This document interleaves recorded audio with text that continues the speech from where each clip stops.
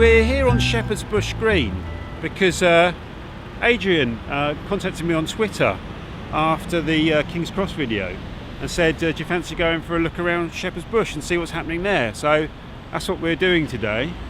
Adrian, can you tell us a little bit about you got a Twitter, you're on Twitter as Shepherd's Bush Calling, is that right? Bush Calling, yeah. Yeah. Can you tell us a little bit about that?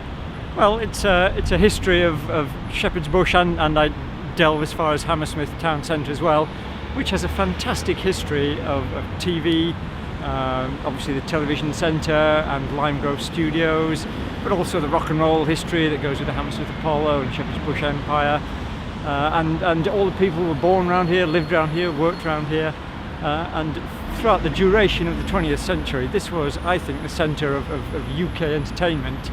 And it's less recorded than it should be. So I just keep on banging out the facts about them as they come along every day. And where are we going today? Where are you going to take me? Today we're going to have a wander around Shepherd's Bush Green, which has a wealth of architectural features, cinemas and music halls. And then I think we'll stroll up Wood Lane and have a look around what's left of Television Centre and the old White City Estate. Right, let's go. Brilliant.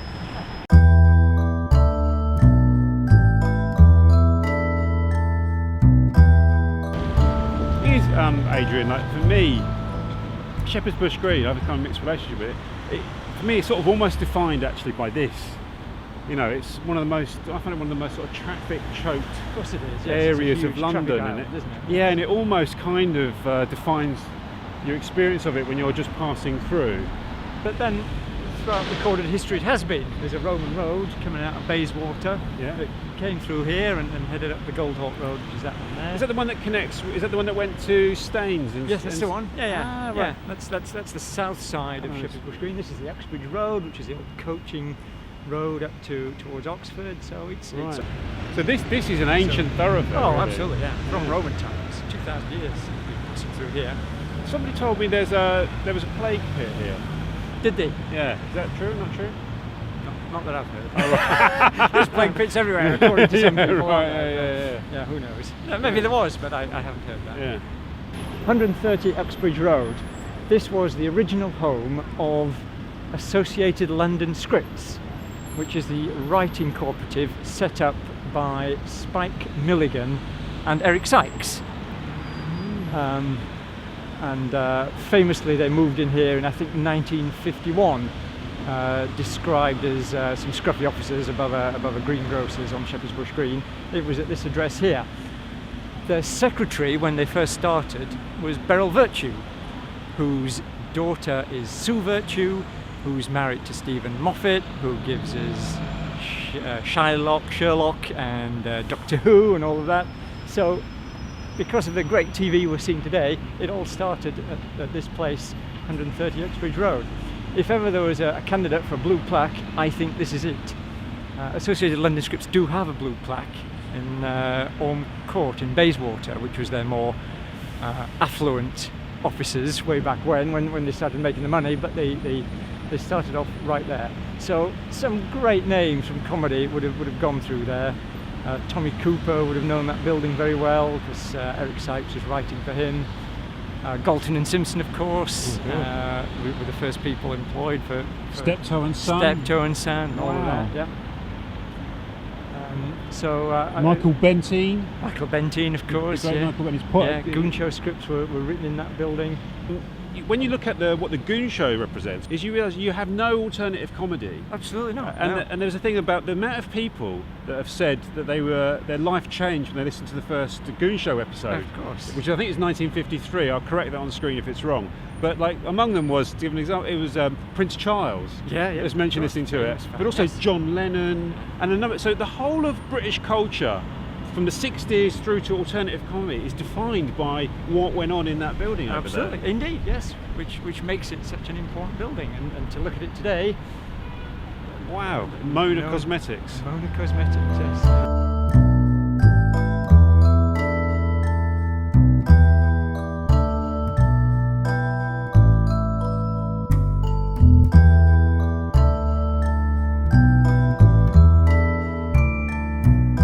Adrian, what were you saying about that Sainsbury's local over there has a more illustrious past? I wouldn't say illustrious, but an interesting past. In 1910, it was one of the very first cinemas in London, called the Electric Cinema. I don't think it lasted very long, and there's no indication of it today, but that building was an old cinema.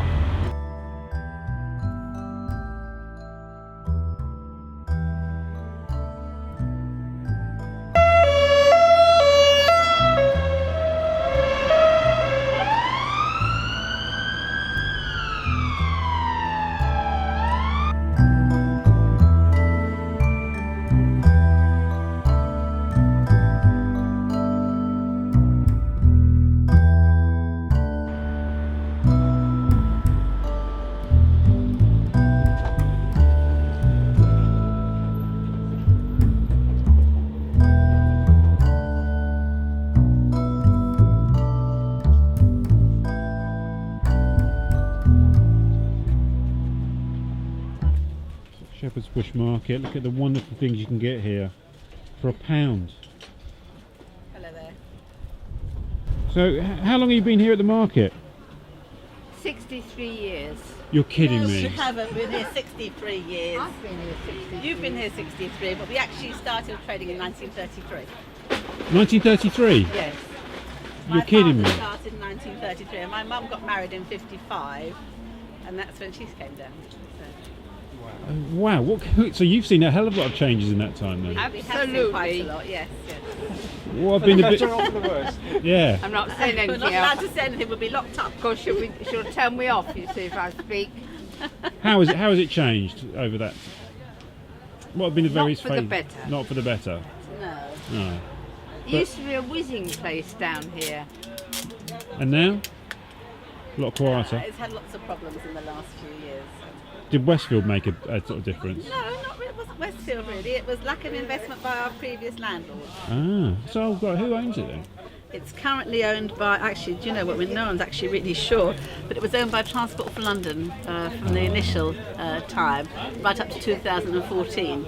In 2014 it was sold to a company called Orion Shepherd's Bush Market Limited, and they came up with, they were supposed to invest in the market to secure the market, and they brought a plan forward to have 212 luxury flats in 5 blocks coming up the market, and completely changed the character of the market and everything.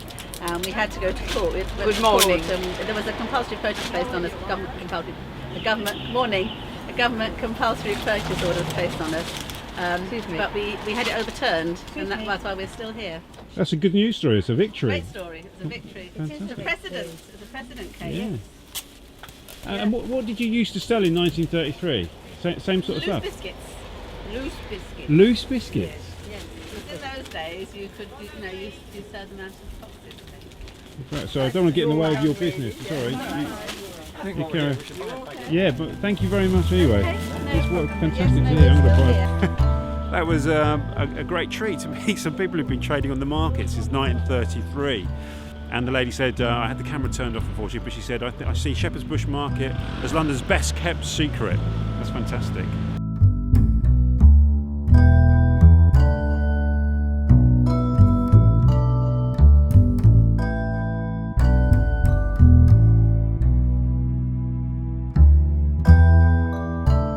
The site of the Silver Cinema hit by a bomb in 1940 during the Blitz, and never got replaced. Now part of the market. Do you know how many cinemas were there around Shepherd's Bush? Do you know? A lot. They seem to come and go very quickly. King Street in Hammersmith was lined with them, one time or another. In the early days, they obviously between the wars they were the main form of public entertainment. So there's loads of them. But in the very early days, when you could set them up quite easily and without a license, I think there was loads of experimentals with cinemas.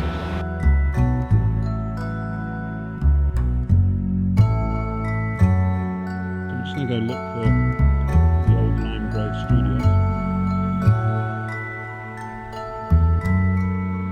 Anti-tribalism movement house. I wonder what that's all about. You can see a little arched window on this photograph here, taken in the 1980s. And the arched window there is the arched window just there, in reality. But whereas on this photograph, beyond the arched window is an enormous TV facilities, now it's just social housing. So that is where Lime Grove Studios used to. And what was made at What were some of the things made at Lime Grove Studios? Was it BBC?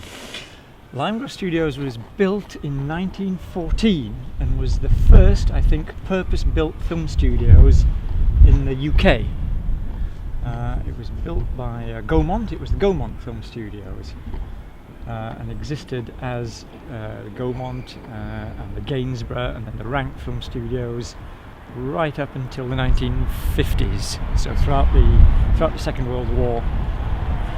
So all the old black and white wartime matinee idols would have worked at Lime Grove Studios, and turned out costume dramas.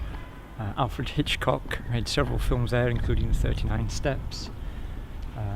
All the great matinee idols of the 30s, 40s and up to the 50s would have worked there. It was eventually acquired by the Rank organisation. They closed it down in about 1949 and then was promptly purchased by the BBC whilst Television Centre was being built. So BBC owned and operated Lime Grove Studios from 1950, I think, until about 1990, when it was finally closed down and subsequently demolished. But for over 75 years it was a centre of pioneering film and television production.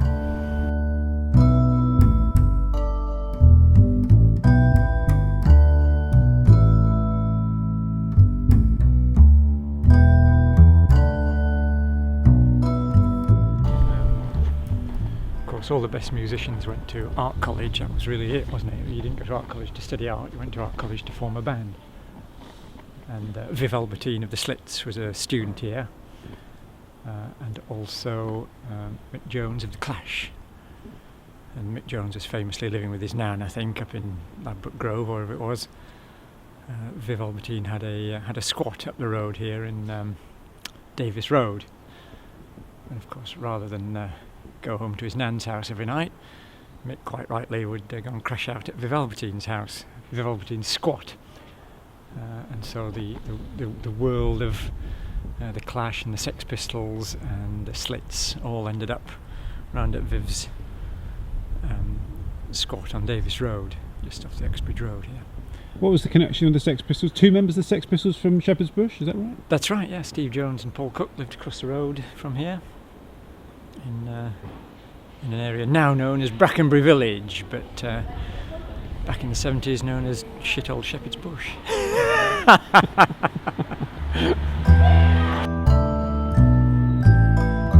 It's amazing to think that we're just walking casually down the street here in Shepherd's Bush, Lime Grove, and yet in this street some of the seminal moments of British popular culture took place in this street. You know, the meeting of Mick Jones with Viv Albertine, so you get the birth of punk, key figures in the development of punk music. The first episode of Doctor Who, which is just an enormous moment in popular cultural history, in this street, and it's sort of, and yet it's so innocuous, isn't it? Yeah. You wouldn't. It's a very down at heel street. I can't help but think that in other countries, in other places, they would make an enormous fuss of this place. But here it's just kind of, moving on, whatever. And it's forgotten about. There's that little blue plaque that the BBC have put up. Very sort of understated. Understated, very much so, yes. Phil Daniels and Leslie Ash in a scene from still from Quadrophenia, and its location is this traffic island that we're standing on right now. So if you can see that, the bridge in the background is that bridge there, and there's the Goldholt Road tube station.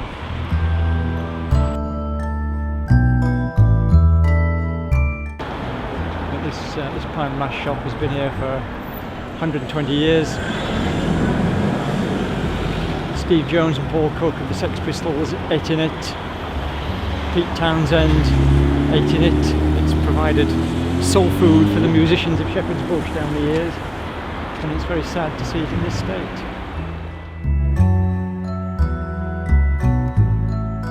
So Adrian, what can you tell me about the Shepherd's Bush O2 Empire? It must have a great history. Stone me, I could go on all day about this place. If you can get the plaque there, have you seen that? Oh, Frank Matcham, the great architect. Frank Matcham, Britain's greatest theatre architect, designed theatres in some of the noisiest spots in London.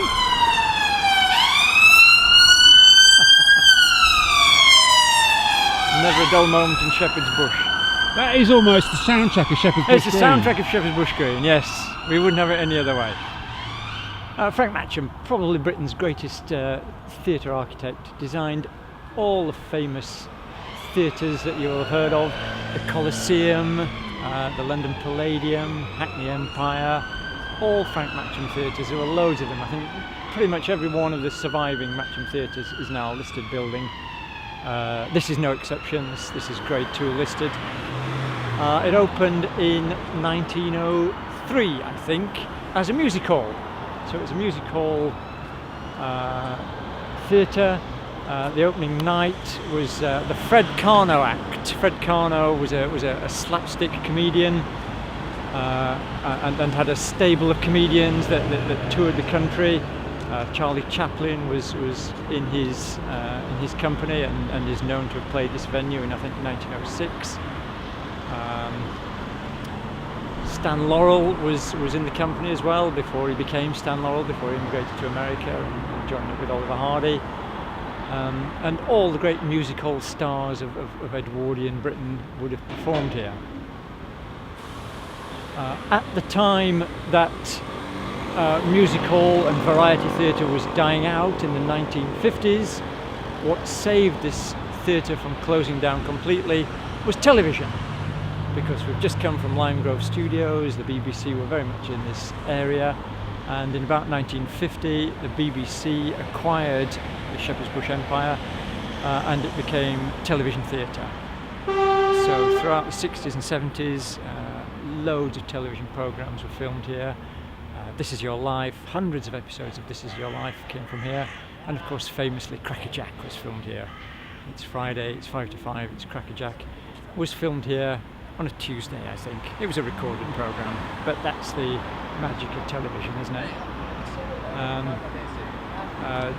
The Wogan show was filmed here live 3 nights a week in the 1990s, I think, was it? And I think that was the last TV programme that was made here. The BBC gave up the theatre and it was taken over then as a music venue. And here it is now. It's the O2 Shepherd's Bush Empire, a thriving and much loved music venue. Right next door to Shepherd's Bush Empire is this old building. This is known locally as the Walkabout Pub, but is in fact the old Pike's Cinema. Oh. This is another early cinema. The Empire was opened in 1903. The Pike Cinema was opened right next door to it in 1910. So this place was only 7 years old when a cinema opened right next door to it. And I love the cheek of it. Right by the stage door of the Empire, slack bam, there's a cinema. I wonder what the management of the Empire Music Hall thought of it at the time. Probably not too impressed.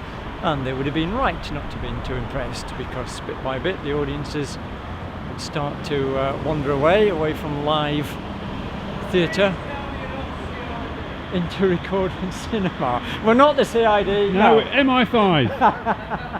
We're only interested in international terrorists, not domestic.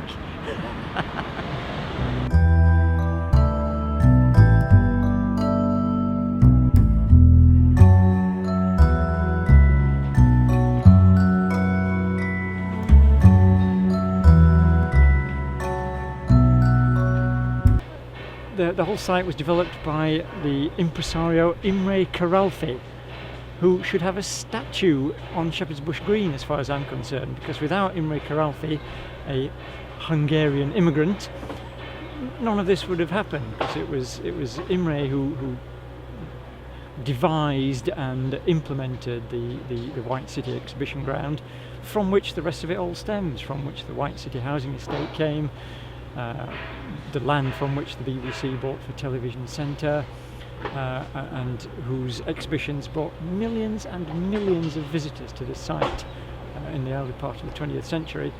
And again, he's almost forgotten about. And the park that should bear his name is actually called Hammersmith Park. It's a great injustice. It's great. We're just walking through the park here, Hammersmith Park, and we saw this lady who we thought she was falling in the little pond back there. But it turns out they were picking the watercress. So they were going to make sandwiches, and we got talking.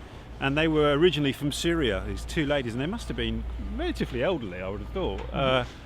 And they still, were prepared to kind of get down and scrabble around for a bit of watercress. Risking life and limb. Risking life and limb, because it was like a childhood memory of growing up in Syria.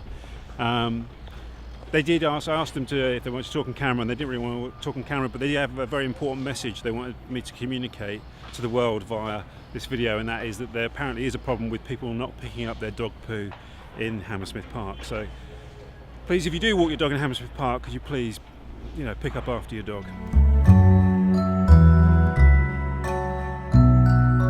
So, Adrian, can you tell me what is going on behind us? What is happening to our beloved BBC Television Centre?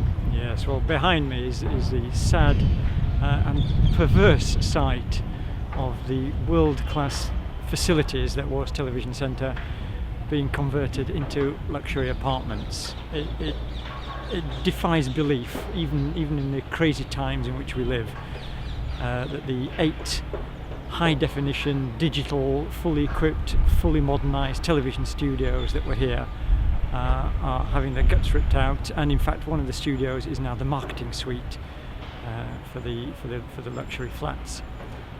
One was advertised in the whole development is currently being advertised in the London Evening Standard. A one-bedroom flat starts at £750,000 for a one-bedroom flat in Shepherd's Bush. It's absolutely crazy. It's heartbreaking. How it came about, they'll be writing books about it in years to come. But it was a mistake from all departments, and it's a very sad day indeed.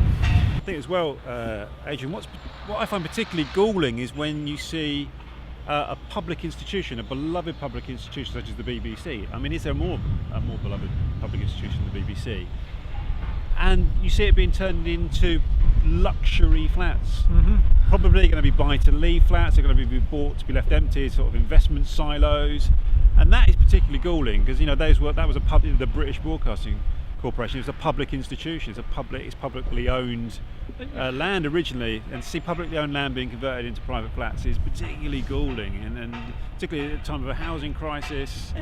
It was indeed, and ostensibly it was sold off in order to generate cash for the BBC, but the income from selling the property compared to the cost of relocating around the country, I don't think has been met.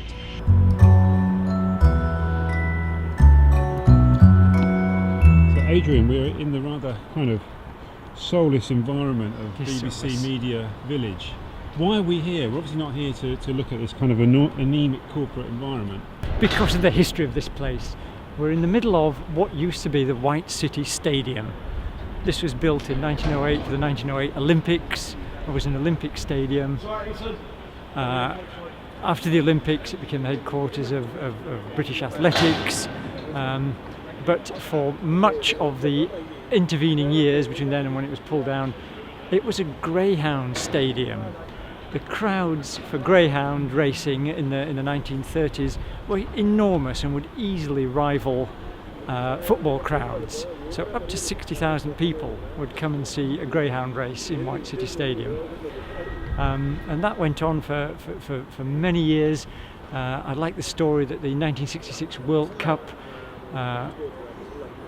greyhound racing went on at Wembley, and greyhound racing was so important that they wouldn't reschedule a greyhound match for a World Cup fixture.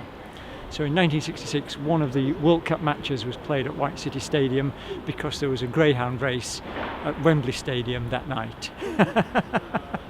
Wow. Stated, but that says this is the finishing line of the Olympic Stadium. So the races were all finished across this line, and of course the famous 1908 marathon race when the Italian Pietro Durando collapsed as he entered the stadium and was helped round the stadium by the officials and was literally physically manhandled over the finishing line. And the American runner came in second, but they said the Italian had won.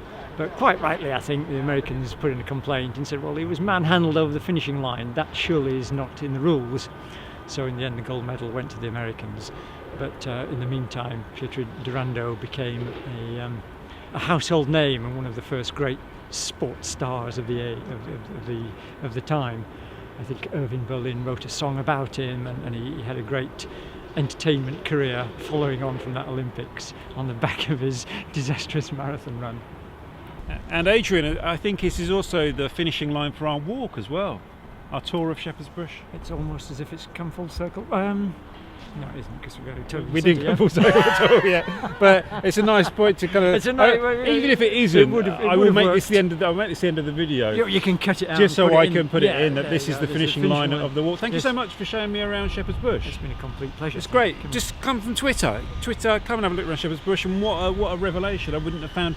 If I'd have done my usual thing of just wandering around, I wouldn't have known any of that stuff. Excellent. So thank you for that. It's been great, and it's been a complete pleasure. Yeah, and follow Adrian's Twitter feed, Shepherd's Bush Calling. Shepherd's Bush Calling. See you there.